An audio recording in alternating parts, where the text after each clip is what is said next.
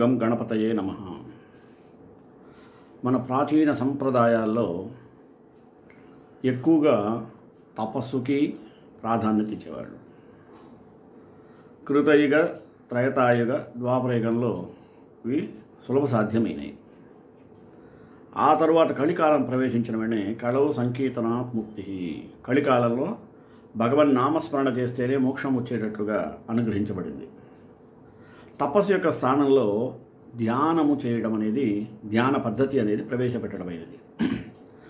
ధ్యానం అనేది మనిషి యొక్క మనస్సుని నియంత్రించేటువంటి ఒక ఏకాగ్రతమైనటువంటి స్థితికి ధ్యానం అని పేరు.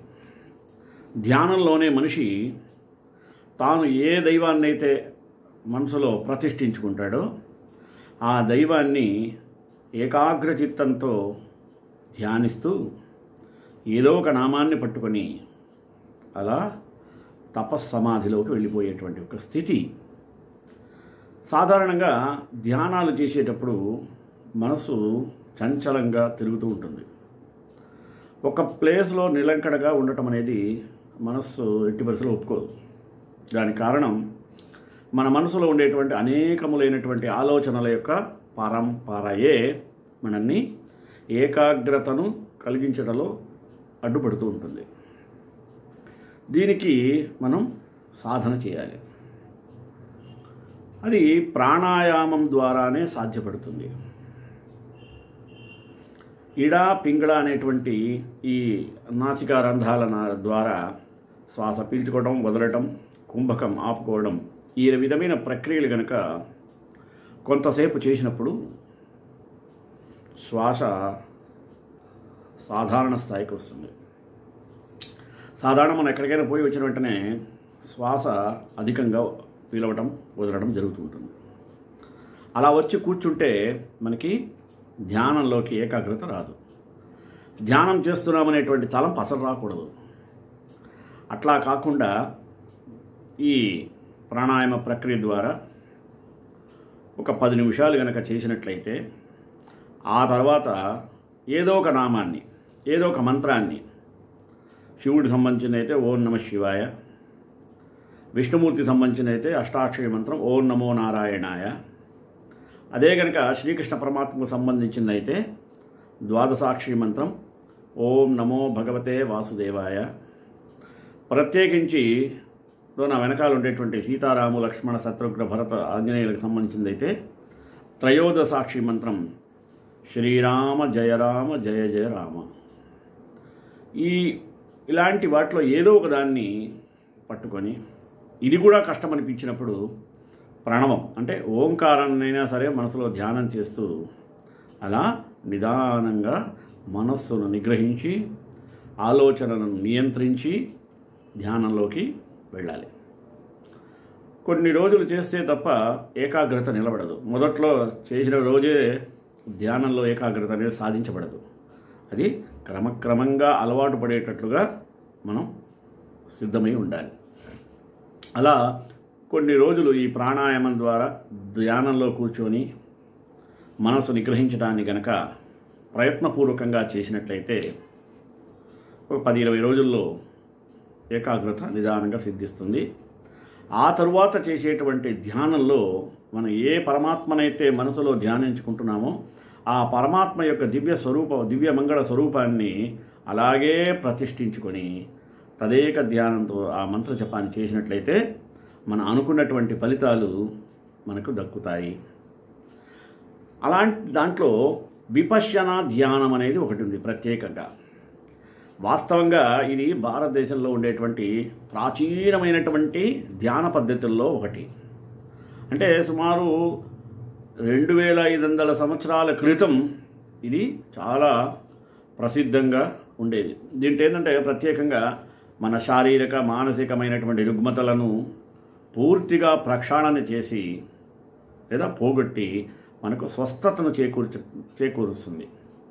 అలాగే ఆర్థిక రంగంలో కానీ, వ్యాపార రంగంలో కానీ, విద్యా రంగంలో కానీ వియ్యబావుట ఎగరవేయడానికి కూడా ఈ విపశ్యన ధ్యాన పద్ధతి చాలా ప్రశస్తమైనది అని మన ప్రాచీన మహర్షులు మనకి తెలియజేస్తున్నారు. కనుక అటువంటి ధ్యాన పద్ధతిని గురించి ఈరోజు మీ ముందుకు చెప్పాలనే ఉద్దేశంతో ఈనాడు విపశ్యనా ధ్యానం అనే అంశం మీద వివరించడానికి సిద్ధంగా ఉన్నాను. ప్రథమం ప్రార్థన. నచైష ధర్మో వనైవ సిద్ధః పురేపి సిద్ధిర్నియతాయతీనాం బుద్ధిశ్చ యత్నశ్చ నిమిత్తమత్ర వనం చ లింగం చ హి భీరుచిహ్నం. విపశ్యన అనే పదానికి అర్థం వాస్తవంగా ఉన్నది ఉన్నట్లుగా చూడటం అని అర్థం. ఇది మన భారతదేశం యొక్క మిక్కిలి పురాతనమైనటువంటి ధ్యానము చేసేటువంటి ఒకానొక పద్ధతి. ఇది మన భారతదేశంలో 2500 సంవత్సరాల క్రితం సార్వత్రిక రుగ్మతల కోసం సార్వత్రిక పరిహారంగా బోధించబడింది. అంటే ఒకచోట సామూహికంగా అందరూ కూర్చొని లోకా సమస్త సుఖినో భవంతు అనేటువంటి సమస్త జనులకు మంగళం కలగాలి, అందరికీ ఆరోగ్యంగా ఉండాలి, ఆయుర్ ఉండాలి అనే ఉద్దేశంతో చేయబడినటువంటి ఒక ధ్యాన ప్రక్రియ విపశ్యనా ధ్యానం. ఈ విపశ్యనా ధ్యాన పద్ధతిని మనస్సులోని వికారాలను సమూలంగా నిర్మూలించి తద్వారా సంపూర్ణ విముక్తి వలన లభించే పరమానందాన్ని అంటే పరమమైనటువంటి ఆనందాన్ని కలుగజేస్తుంది అంటలో సంశయం లేదు. నిర్మలనము అంటే కేవలం వ్యాధి నిరోధమనే లక్ష్యము, అది నిర్మూలిస్తుంది. విపశ్యన స్వీయ పరిశీలన ద్వారా స్వీయ పరివర్తన కలిగించేటువంటి ఒక మార్గం. ఈ విపశ్యన ధ్యానాన్ని 2500 సంవత్సరాల క్రితం గౌతమ బుద్ధుడు కనుగొన్నట్ట. బోధి వృక్షం కింద ఆయన ఈ ధ్యానంలో ఉండి జ్ఞానోదయం పొందాడనే విషయం ఇప్పుడు మనకి తెలిసింది కదా. ఆయన చేసిన ప్రక్రియ ధ్యాన ప్రక్రియ విపశ్యనా ధ్యానం. అందువలన విపశ్యన ధ్యానాన్ని బౌద్ధ ధ్యానం అని కూడా అంటుంటారు. ఇది ఇతర ధ్యానాల కన్నా మౌలికంగా విలక్షణమైనది సుమి. సాధారణంగా ధ్యాన విధానాలన్నీ మానసిక ఒత్తిడిని తగ్గించి ప్రశాంతతను పరమానందానుభూతిని కలిగిస్తాయి. అయితే విపశ్యన ధ్యానంలో ఈ ప్రయోజనం సిద్ధించడమే కాకుండా అదనంగా మనలో ఉన్న దుఃఖాన్నది సమూలంగా నిర్మూలిస్తుంది. అటువంటి విపశ్యన ధ్యాన పద్ధతిలో ప్రత్యేకతలు ఏందయ్యా? ఏ ధ్యానంలో అయినా సమాధి స్థితిని, ఆ సమాధి స్థితిలో పొందే చిత్తానందకర స్థితిని పొందవచ్చు. అయితే విపశ్యన ధ్యానంలో పొందే సమాధి స్థితికి కొన్ని ప్రత్యేకతలు ఉన్నాయి. అవేందో కులంకషంగా చూద్దాం. విపశ్యన ధ్యాన లక్షణం సంపూర్ణ దుఃఖ నివారణ.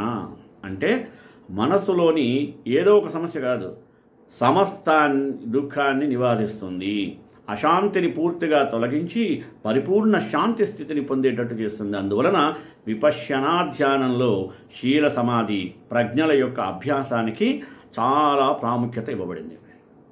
ఇది దుఃఖాన్ని, అశాంతిని, బాధలను రూపుమాపే ఒక పద్ధతి. విపశ్యనా ధ్యానం ఇతర ధ్యానాలతో పోలిస్తే చాలా లోతైనది, క్లిష్టతరమైనది కూడా. ఈ ధ్యానంలో మనస్సును రూపశబ్దాదులపై కాకుండా కేవలం శ్వాసపైనే కేంద్రీకరిస్తారు. దాన్నే శ్వాస మీద ధ్యాస అంటారు. విపశ్యనా ధ్యానంలో సాధకులు సమాధి స్థితిని, తద్వారా కలిగే చిత్తానందకర స్థితిని పూర్తి స్పృహలో ఉండే అనుభవిస్తారు. నడుస్తున్న వర్తమాన క్షణంలోనే ఆ స్థితిలోకి వెళతాం. విపశ్యనా ధ్యానం వ్యక్తిలోని ప్రజ్ఞను జాగృతం చేస్తుంది. ఇది అలాగే విపశ్యనా ధ్యానంలో వ్యక్తి శీల నియమ పాలన చాలా ఆవశ్యకము. ఇది బుద్ధుడు కనుగొన్న ధ్యాన పద్ధతి. గౌతమ బుద్ధుడు మహాభినిష్క్రమణం చేసిన తరువాత అలారక ముని, ఆ తదనంతరం ఉద్ధక రామపుత్త వంటి గురువుల వద్ద ధ్యాన విద్యలు అభ్యసించాడు. అలారక ముని వద్ద అకించయాయ తన సమాధి ప్రక్రియను నేర్చుకున్నాడు. ఉద్ధక రామపుత్త వద్ద నైవ సంజ్ఞా న్యాసజ్ఞాయత అనే సమాధి ప్రక్రియను అభ్యసించాడు. అయితే వారు చెప్పిన ధ్యాన సాధనలో ప్రశాంతత చేకూరినప్పటికీ ధ్యానానంతరం అతని మనస్సులోని ఆలోచనలు ముప్పిరిగొని చికాకు పరిస్తూ ఉండేది. ఫలితంగా సిద్ధార్థుడు చాలా అశాంతికి లోనయ్యాడు. దీనిని తన గురువుల దృష్టికి తీసుకువెళ్ళాడు. అయితే అలాంటి ఆలోచనలను నిరోధించే మార్గం తమకు కూడా తెలియదని గురువులు తమ నిస్సహాయతను వ్యక్తం చేస్తారు. మాకు తెలిసిన ధ్యాన పద్ధతి నేర్పాము, అంతకు మించి మాకు తెలియదని చెప్పేశారు. దానితో సిద్ధార్థుడు ఆ గురువుల వద్ద సెలవు తీసుకొని తన మనసులో రేకెత్తుచున్న అశాంతిని సమూలంగా తుడిచిపెట్టే ధ్యాన మార్గం కొరకు అన్వేషిస్తూ మరింత కఠోర తపస్సు ఆచరించాడు. అయితే అది కూడా నిష్ప్రయోజనమని తెలుసుకొని చివరకు మధ్య మార్గం అవలంబించాడు. చివరకు ఒక బోధి చెట్టు క్రింద ధ్యానం చేసి మొదట తృష్ణను జయించి సంబోధిని అంటే జ్ఞానోదయాన్ని పొందాడు. ఈ విధంగా చిట్ట చివరలో బుద్ధుడు చేసిన ధ్యానమే విపశ్యనా లేదా విపස්සనా ధ్యానంగా ప్రసిద్ధి చెందింది. ఈ విధంగా బుద్ధుడు ఈ విపశ్యనా ధ్యానాన్ని సాధన చేసి దుఃఖాన్ని నిర్మూలించాడు, తృష్ణని జయించాడు. కామ, క్రోధ, ఈర్ష్య, అసూయల వంటి వాటిని మన మనస్సు పై పొరల నుండి తొలగిస్తాం. కానీ ఆ చెడు గుణాలకు సంబంధించిన అవశేషాలను మన మనస్సు అంతరంగ పొరలలో అణగి దాగి ఉంటాయి. వాటిని కూకటి వేళ్లతో తొలగిస్తేనే దుఃఖం పూర్తిగా నివృత్తి కాదు.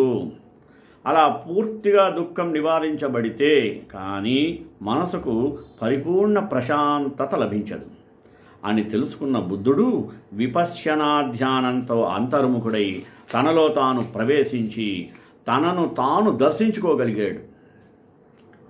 తనను కలవరపాటుకు గురి చేస్తున్న అశాంతికి కారణభూతమైన మనోవికారాలను కూకటి వేళ్లతో సహా పెకిలించి వేసి దుఃఖ నివృత్తిని సాధించాడంటే ఆ పద్ధతి ఎంత గొప్పదో చూడండి.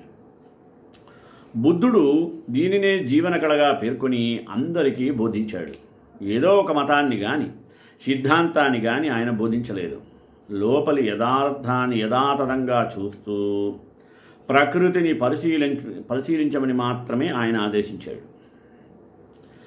ఆ తరువాత కాలంలో ఇది భారతదేశంలో పునరుజ్జీవనం పొందింది. ఎలా? బుద్ధుని కాలంలో ఉత్తర భారతదేశంలో పెద్ద సంఖ్యలో ప్రజలు విపశ్యనా సాధన ద్వారా బంధాల నుండి విముక్తులయ్యారు. కాలక్రమేణా ఇది ఎక్కడ పోయింది? మయన్మార్ అంటే ఇప్పుడు ఉండేటువంటి బర్మా, శ్రీలంక, థాయిలాండ్ తదితర తూర్పు ఆసియా దేశాలకు విస్తరించింది. అయితే బుద్ధుని అనంతరం 5 శతాబ్దాల తరువాత అంటే 500 సంవత్సరాల తరువాత విపశ్యనా వారసత్వం భారతదేశం నుండి కనుమరుగైంది. ఈ ధ్యాన ఉపదేశంలోని స్వచ్ఛత కూడా తాను పుట్టిన దేశంలో కోల్పోయింది. అయితే మయన్మార్ దేశంలో అంకిత భావం కలిగిన గురు శిష్య పరంపర ద్వారా విపశ్యనా వారసత్వం కాపాడబడింది. ఈ విధంగా సుమారు 2000 సంవత్సరములకు పైగా అంకిత భావంతో కూడిన ప్రాచీన గురు శిష్య పరంపర పురాతనమైనటువంటి విపశ్యనా ధ్యాన అభ్యాస మార్గాలను, ఘనమైన వారసత్వాన్ని ఒక తరం నుండి మరో తరానికి పరిశుద్ధ రీతిలో అందించగలిగింది. ప్రఖ్యాత బర్మీస్ విపశ్యనా గురువు సయ్యాగి బాఖిన్ విపశ్యనా ధ్యానాన్ని అది జన్మించిన భారతదేశంలోకి పునరుజ్జీవింపజేయాలని గట్టిగా కోరుకోవడంతో ఆయన నుండి అనుమతి పొంది సత్యనారాయణ గోయంకా భారతదేశంలో విపశ్యనా ధ్యానాన్ని పునరుజ్జీవింపజేశాడు. గోయంకా భారతదేశంలో స్థిరపడి 1969 నుండి విపశ్యనా ధ్యానాన్ని బోధించడం ప్రారంభించారు. అప్పటి నుండి వారు తూర్పు పాశ్చాత్య దేశాలలోని అన్ని జాతి మత భేదాలకు అతీతంగా వేలాది మంది ప్రజలకు ఈ విపశ్యనా ధ్యానాన్ని బోధించారు. ఇది కేవలము బౌద్ధమే కాకుండా బౌద్ధేతర ధ్యానాల మధ్య కలిగిన తేడాలు కూడా తెలుసుకోవాలి. బౌద్ధం కాని ఇతర మతంలో ధ్యానం వ్యక్తి చిత్తంలో కలిగే తృష్ణను తృప్తిపరిచేదిగా ఉంటే విపశ్యనా ధ్యానం ఆ చిత్తంలో కలిగే తృష్ణను నిర్మూలించే విధంగా ఉంటుంది. సరి అయిన ధ్యాన పద్ధతిలో అభ్యాసం చేసిన సాధకుడు సమాధి స్థితిని పొందగలుగుతాడు. ఈ సమాధి స్థితిలో సాధకుడు ప్రశాంతమైన పరమానందాన్ని పొందుతాడు. సమాధి స్థితి అంటే చిత్తానందకర ప్రీతికరం స్థితి. అయితే బౌద్ధేతర ధ్యాన పద్ధతిలో సాధకుడికి ఈ స్థితిలో తన పట్ల తనకు ఏమాత్రం జ్ఞానం ఉండదు, ఎరుక ఉండదు. ఆ సమాధి స్థితిలో కలుగుతున్న పరమానందానికి అతని మనసులో ఆ స్థితి పట్ల ప్రీతి జనిస్తుంది. అంటే పరమానంద స్థితి పట్ల చిత్తంలో దంచే తృష్ణను తృప్తిపరచడానికి ఆ సాధకుని యొక్క అంతరమనస్సు తగు ప్రయత్నాలు చేస్తూ ఉంటుంది. అయితే బౌద్ధ ధ్యాన పద్ధతిలో సాధకునిలో కలిగే పరమానంద స్థితిని పొందడానికి అదనంగా అతని చిత్తంలో ఉత్పన్నమయ్యే తృష్ణను కనిపెట్టి ఆ తృష్ణను తీసివేసే అభ్యాసాలు కూడా చేస్తారు. అంటే బౌద్ధేతర ధ్యాన పద్ధతులలో వ్యక్తి మనస్సు లోపలి పొరలలో కలిగే తృష్ణను తృప్తిపరిచే అభ్యాసాలు ఉంటాయి. దీనికి విరుద్ధంగా విపశ్యనా పద్ధతిలో ఆ తృష్ణను కనిపెట్టి దానిని పూర్తిగా తీసివేసే అభ్యాసనలు ఉంటాయి. బౌద్ధ ఇతర ధ్యాన పద్ధతిలో తనకు నచ్చిన దాని పట్ల ఇంకా ఇంకా కావాలనే రాగపూరిత తృష్ణను, తనకు నచ్చని దాని పట్ల వద్దంటే వద్దని నిరాకరించే ద్వేషపూరిత తృష్ణను, వాటి వల్ల ఉత్పన్నమయ్యే చిత్తంతోనే సాధన చేయడం జరుగుతుంది. అంటే బౌద్ధేతర ధ్యానాలలో చిత్తంలోని రాగద్వేషాలను నిర్మూలించే ధ్యానాభ్యాసాలు చేయడం జరగదు. కానీ విపశ్యనా ధ్యానంలో మాత్రం రాగద్వేషాలను సమూలంగా పెకిలించి ధ్యానాభ్యాసాలు ఉంటాయి. బౌద్ధేతర ధ్యానంలో ఎరుకలేని కాలరహిత సమాధి స్థితిని పొందితే విపశ్యనా ధ్యానంలో వర్తమాన క్షణాన్ని ఎరుకతో గుర్తిస్తూ సమాధి స్థితిని పొందుతారు. ఇప్పుడు అర్థమైందా విపశ్యనా ధ్యాన పద్ధతి? మరి సమాధి స్థితి అంటే త్రికాలరహిత స్థితిగా భావించవచ్చు. మనిషి సమాధి స్థితిలో సాధకుని చిత్తం భూత భవిష్యత్ వర్తమాన కాలాల నుండి విముక్తి చెందుతుంది. అంటే సాధారణంగా ప్రతి వ్యక్తి త్రికాలంలో ఏదో ఒక కాలస్థితిలో జీవిస్తూ ఉంటాడు. అయితే సమాధి స్థితిలోనే సాధకుడు ప్రశాంతమైన పరమానందాన్ని పొందుతాడు. ఈ విధంగా ధ్యానంలో పరిపూర్ణంగా నిమగ్నుడైన సాధకుని యొక్క మనసు తనలో ఉన్న ఆలోచనలు పూర్తిగా నిరుద్ధమై చిత్తానందంతో సమాధి స్థితిని పొందే ప్రయత్నం చేస్తుంది. అయితే బౌద్ధేతర ధ్యాన మార్గంలో పొందిన సమాధి స్థితిలో సాధకుడు పూర్తిగా ఎరుకను కోల్పోతాడు. దీనికి విరుద్ధంగా విపశ్యనా ధ్యాన మార్గంలో పొందిన సమాధి స్థితిలో సాధకుడు ఎప్పటికప్పుడు గడుస్తూ ఉన్న వర్తమాన క్షణాన్ని ఎరుకతో గుర్తిస్తూ ఉంటాడట. మరి సమాధి అవస్థను, చిత్తానందకర స్థితిని ఏ రకమైన ధ్యాన మార్గంలోనైనా పొందవచ్చు. అయితే బౌద్ధేతర ధ్యానంలో పూర్తి ఎరుకను కోల్పోతూ దానిని అనుభవిస్తే విపశ్యనా ధ్యానంలో పూర్తి ఎరుకలో ఉండే ఆ స్థితిని అనుభవిస్తారు. తేడా అది. మరొక విధంగా చెప్పాలంటే బౌద్ధేతర ధ్యానంలో పొందే సమాధి స్థితి త్రికాలరహితంగా ఉంటుంది. విపశ్యనా ధ్యానంలో పొందే సమాధి స్థితి కేవలం వర్తమాన క్షణాన్ని నిరంతరం ఆస్వాదిస్తూ ఉంటుంది. అలాగే బౌద్ధేతర ధ్యానంలో సాధకుడు భూత భవిష్యత్ వర్తమాన కాలాలు ఏమాత్రం తెలియని స్థితిలో సమాధి స్థితిని పొందితే విపశ్యనా ధ్యానంలో సాధకుడు త్రికాలాలను వదిలి వర్తమాన కాల స్థితిలోనే సమాధి స్థితిని అనుభవిస్తాడు. ఇప్పుడు ఈ విపశ్యనా ధ్యాన పద్ధతిలో ఒక ధ్యాన వస్తువు ఉండాలి కదా, అదేంది? బౌద్ధేతరమైనటువంటి ధ్యాన పద్ధతిలో ధ్యానం చేసేటప్పుడు సాధకులు ఎరుకలో లేని స్థితిలో ధ్యానం చేస్తారు కదా. ధ్యానం చేసేటప్పుడు దేవుని రూపం లేదా దేవుని నామం, ఆయా దేవుల యొక్క మంత్రం తదితర రూప శబ్దాదుల వస్తువుపై మనస్సును లగ్నం చేస్తారు. ఇది చాలా సులభమైన పద్ధతి. అంతేగాక ఈ పద్ధతిలో మనస్సు చాలా సులువుగా ఏకాగ్రతకు లోనవుతుంది. అయితే బౌద్ధ ధ్యానంలో ధ్యానం చేసేటప్పుడు సాధకులు పూర్తి స్పృహలో ఉండి అప్రమత్తుడై ఎరుకలో ధ్యానం చేస్తారు. అలా ధ్యానం చేసేటప్పుడు మనస్సును రూప శబ్దాదుల వస్తువుపైన కాకుండా శ్వాసపైనే ధ్యాస ఉండేటట్టు లగ్నం చేస్తారు. ఎందుకని? మనసు పరిపరి విధాల పక్కకు మళుతున్నా అలా దారి తప్పున మనస్సును తీసుకొచ్చి మళ్ళీ శ్వాసను గమనించే పనిపై లగ్నం చేస్తారు. అంటే బౌద్ధంలో శ్వాసను ధ్యాన వస్తువుగా చేసుకొని ధ్యానం చేస్తారు. కనుక విపశ్యనా ధ్యానం కొంచెం కష్టతరమైనదని చెప్పవచ్చు. అయితే ఇతర ధ్యానాల కన్నా విపశ్యనా ధ్యానం లోతైనది, గంభీరమైనది, కష్టతరమైనది. ఎలా? ఇప్పుడు ఇతర ధ్యానాలలో సమాధి స్థితిలో చిత్తంలో కలిగే పరమానందం తాత్కాలికమైనది. ఆ ధ్యానానంతరం అశాంతి, క్రోధం లాంటి మనోవికారాలు మామూలుగానే ఉండి తిరిగి దుఃఖావహ స్థితిలోనికి నెట్టివేస్తాయి. దీనిని అధిగమించే ప్రయత్నంలో ఇతర ధ్యానాలలో ఏ సమాధి స్థితిని అంతిమ ఆనంద స్థితిగా భావిస్తామో ఆ స్థితిని విపశ్యనా ధ్యానంలో ప్రాథమిక స్థితిగా భావించి మరింత లోతుగా సాధన చేస్తారు. సంపూర్ణ దుఃఖ నివారణ లక్ష్యంగా కొనసాగే విపశ్యనా ధ్యానంలో శీల, సమాధి, ప్రజ్ఞల అభ్యాసం చేయవలసి ఉండడంతో ఇది ఇతర ధ్యానాల కన్నా లోతైనది, మరింత కష్టతరమైనది. ఇప్పుడు బౌద్ధేతర ధ్యానాలలో వ్యక్తిశీల పాలన ఐచ్ఛికం కాగా విపశ్యనా ధ్యానంలో శీల నియమాలు ఆవశ్యకం, బంధం. ఇప్పుడు బౌద్ధేతర ధ్యానాలలో శీలపాలనపై తప్పనిసరి నియమాలు ఉండవు. కానీ విపశ్యనా ధ్యానంలో శీల నియమ పాలన అత్యంత ఆవశ్యకమైన బంధంగా ఉంటుంది. శీల బంధనాలు వీడిన వ్యక్తి విపశ్యనకు అర్హుడు కాడు. వ్యక్తి నైతిక నియమాలు, శీలం పాటించకుండా తన చిత్తాన్ని శీలవంతం చేయకుండా దుశ్శీల చిత్తంతోనే ధ్యానం చేసి ఆ ధ్యానంలో పొందే చిత్తానందం ఎంతోసేపు నిలవదు.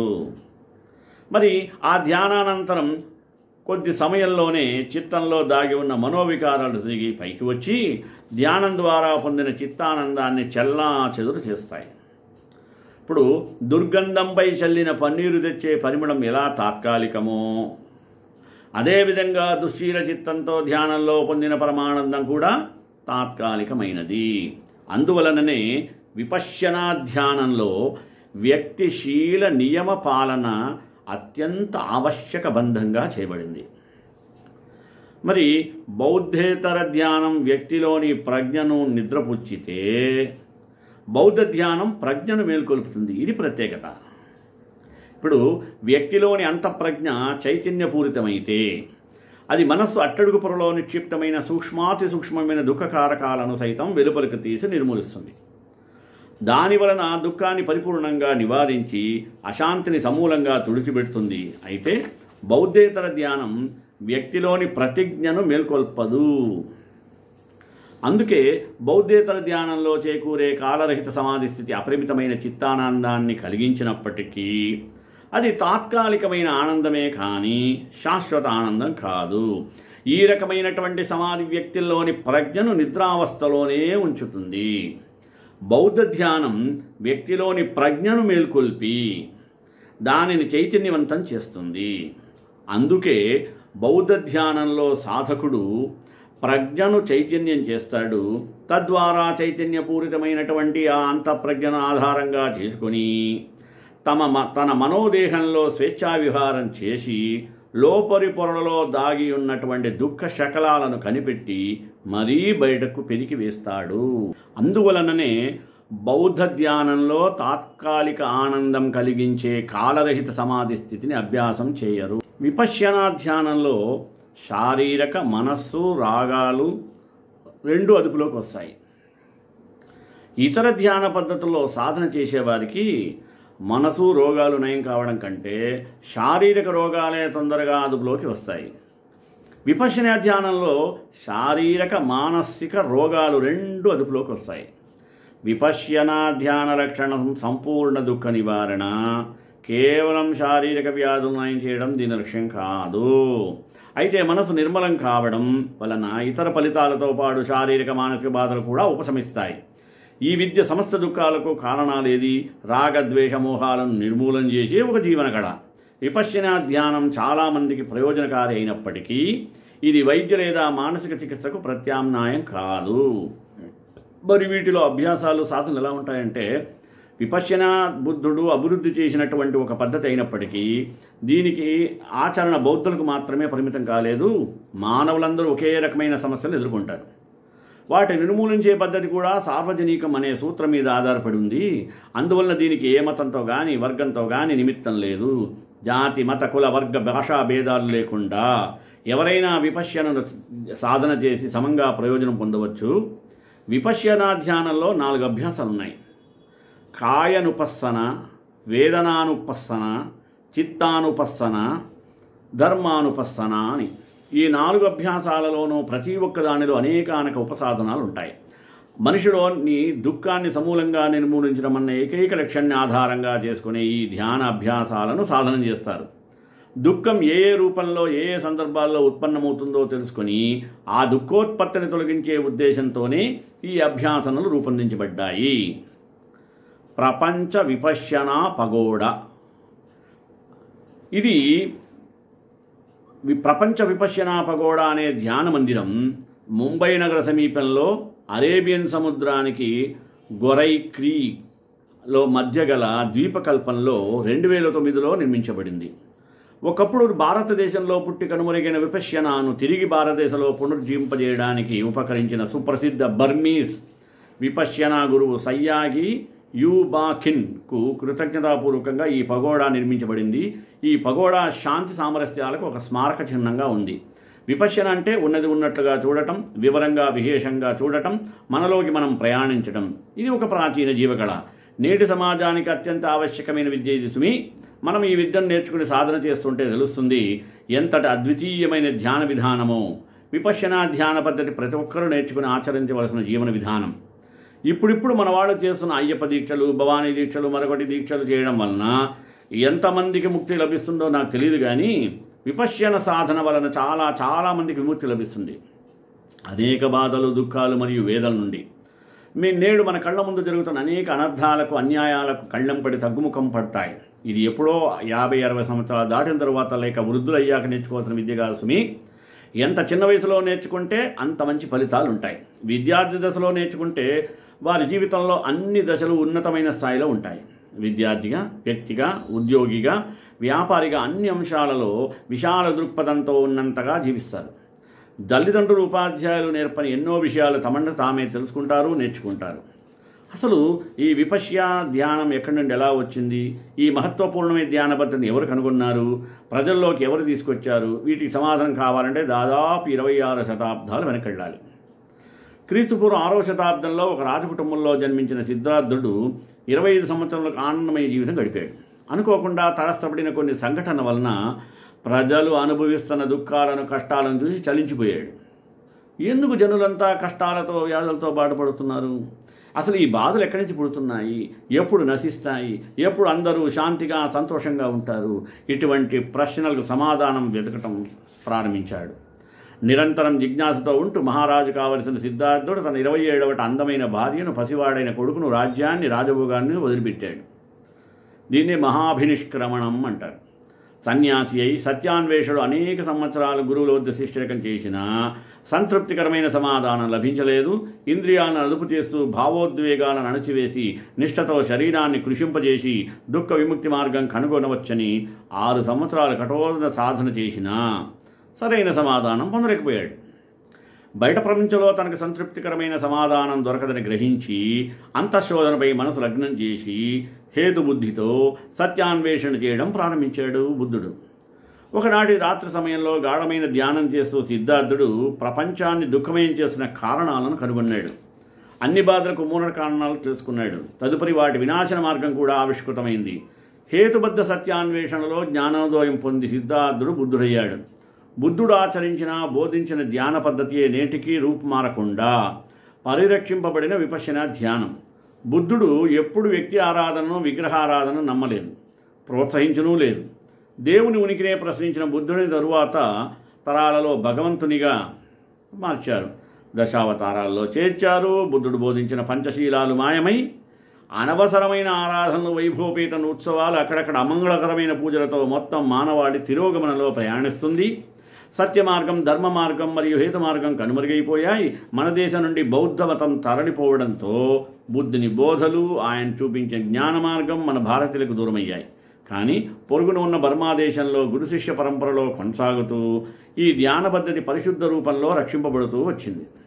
భారతీయ సంతతి చెందిన శ్రీ సత్యనారాయణ గోయంకా అనే ఆచార్యులు పుట్టి పెరిగిన బర్మా దేశాన్ని వదిలి తాను నేర్చుకున్న విపశ్యన ధ్యానాన్ని 40 సంవత్సరాల పాటు ప్రపంచ నలుమూలలు తిరుగుతూ లక్షలాది ప్రజలకు పరిచయం చేశారు. 1969వ సంవత్సరంలో మన దేశానికి వచ్చిన తరువాత పెక్కు విపశ్యన ధ్యాన కేంద్రాలు నెలకొల్పబడ్డాయి. కష్టాలు, కన్నీళ్లు, బాధలు, దుఃఖాలు, పరుగులు, ఒత్తిళ్లు లేని శాంతిమయ జీవితం అందరూ కోరుకుంటాము కదా. దానికోసం ఏమి చేయాలో తెలియని అయోమయంలో తాత్కాలిక మార్గాలు వెతుక్కుంటాం. ఎవరికి తోచినట్లు నచ్చినట్లుగా వారు స్త్రీలైతే పూజలు వ్రతాలు చేస్తూ, పురుషులైతే సినిమాలు, సిగరెట్ ఇంకా షికార్లతో సుఖశాంతలను పొందాలనుకుంటారు. విపశ్యన ధ్యానంతో మనసులోని మాలిన్యాన్ని తొలగించుకోవచ్చు. మాలిన్యాలు అంటే స్వార్థం మరియు అరిషడ్వర్గాలు అని. మనకు ఎన్నో సంవత్సరాలుగా ఉన్న చాలా ప్రశ్నలకు సమాధానాలు దొరుకుతాయి. కొన్ని చిక్కుముడులు విడిపోతాయి. ఈ ధ్యాన సాధనలో అందుకే అన్నింటికి దూరంగా 10 రోజులు ధ్యాన కేంద్రంలో ఉండటం. ఆ 10 రోజుల్లో మనము నేర్చుకునే విషయాలు జీవితాంతం తోడుగా సహాయకరంగా ఉంటాయి. విపశ్యన ధ్యానం చేయడం వలన అన్ని రకాల దుఃఖకారకాలు తొలగిపోయి కాంతివంతమైన, సత్యవంతమైన, ధర్మవంతమైన జీవనం మొదలవుతుంది. ఈ సాంప్రదాయము బుద్ధుని కాలం నుండి ఇప్పటి వరకు విపశ్యనా ధ్యాన పద్ధతిని అవిచ్ఛిన్నమైన గురు శిష్య పరంపర ద్వారా కాపాడబడి మనకు అందజేయబడినది. ప్రస్తుత ఆచార్యులు శ్రీ సత్యనారాయణ గోయంక గారి పూర్వీకులు భారత సంతతికి చెందినవారే అయినా వారి జననం మరియు పెంపకం మాత్రం బర్మాలో జరిగింది. అక్కడ నివసిస్తున్న సమయంలో ఉన్నత ప్రభుత్వ అధికార పదవిలో ఉన్న తన గురువు సాయజీ ఊబా ఖిన్ గారి నుండి విపశ్యన నేర్చుకుని అదృష్టం కలిగింది ఈయనకు. 14 సంవత్సరాలు తన గురువుగారి నుండి శిక్షణ పొందినటువంటి తరువాత అయిన శ్రీ గోయంక గారు భారతదేశంలో స్థిరపడి 1969లో విపశ్యన బోధించడం ప్రారంభించారు. మరి అప్పటి నుండి వారు తూర్పు మరియు పాశ్చాత్య దేశాలలోని అన్ని జాతులు మరియు అన్ని మతాలకు చెందిన వేలాది మందికి బోధించారు. విపశ్యన శిబిరాలకు ఆదరణ పెరుగుతున్నందున 1982లో వారు సహాయక ఆచార్య నియమించడం ప్రారంభించారు. ఈ విపశ్యన ధ్యాన పద్ధతిలో సమస్త సాధన అంతా నిజానికి ఒక మానసిక శిక్షణయే.